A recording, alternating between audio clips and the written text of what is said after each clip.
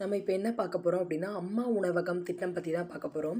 தமிழ்நாடு அரசு ஏழை எளிய மக்கள் மற்றும் நடுத்தர மக்களின் பசியை போக்க அறிமுகப்படுத்திய மலிவு விலை உணவக திட்டம் அம்மா உணவகம் ஆகும்.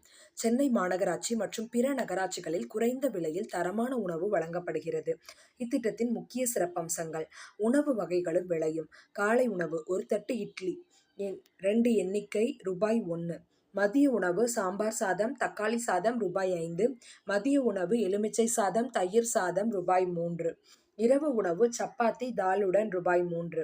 செயல்பாட்டு நேரம்: பொதுவாக காலை 7 மணி முதல் 10 மணி வரையும், மதியம் 12 மணி முதல் 3 மணி வரையும், இரவு 7 மணி முதல் 9 மணி வரையும் உணவகங்கள் இயங்குகின்றன.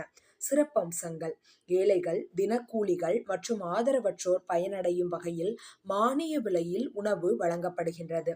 மகளிர் சுய உதவி குழுக்கள் மூலம் இந்த உணவகங்கள் நிர்வகிக்கப்பட்டு வருகின்றன.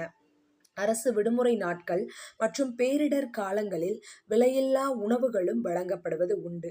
நவீனமயமாக்கல்: தற்பொழுது மாநிலம் முழுவதும் உள்ள அம்மா உணவகங்களை சீரமைத்து உட்கட்டமைப்பு வசதிகளை மேம்படுத்தவும், புதிய மற்றும் தரமான உணவு வகைகளை அறிமுகப்படுத்தவும் தமிழ்நாடு அரசு நடவடிக்கை எடுத்து வருகிறது. ஸோ இதில் என்ன சொல்லியிருக்காங்க அப்படின்னா, இப்போ இருக்கிற அரசு அம்மா உணவகம் திட்டத்தை புதுமை அதை ரீபில்ட் பண்ணியிருக்காங்க இல்லையா? ஸோ அதுக்காண்டி இந்த திட்டம் நமக்கு ரொம்ப இம்பார்ட்டன்ட். தமிழ்நாடு அரசு ஏழை எளிய மக்கள், நடுத்தர மக்களோட பசியை போக்கணும் அப்படிங்கிறக்காண்டி தான் இந்த அம்மா உணவக திட்டமே கொண்டு வந்தாங்க. சென்னை மாநகராட்சி, பிற நகராட்சி எல்லா இடத்துலையுமே குறைந்த விலையில் உணவு. ஸோ என்னெல்லாம் கிடைக்கும்? காலை உணவு கிடைக்குது, இட்லி ₹1. மதிய உணவு சாம்பார் சாதம், தக்காளி சாதம் ₹5. மதிய உணவு எலுமிச்சை சாதம், தயிர் சாதம் ₹3. இரவு உணவு சப்பாத்தி தாலோட சேர்த்து ₹3.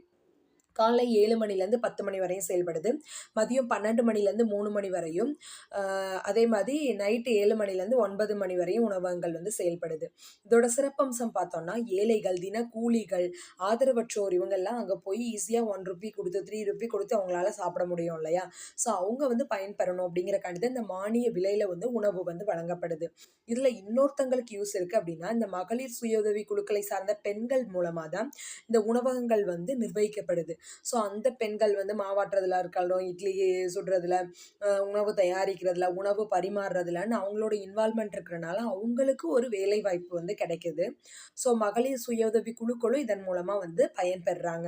இது ஒர்க்கிங் டேஸில் மட்டும்தான் அப்படின்னு இல்லாமல் அரசு விடுமுறை நாட்களில், பேரிடர் காலங்கள்லையும் இது செயல்படுது. அந்த காலங்களில் மானிய விலையில், முழு மானிய விலையில் விலையில்லா உணவுகள் வழங்கப்படுது.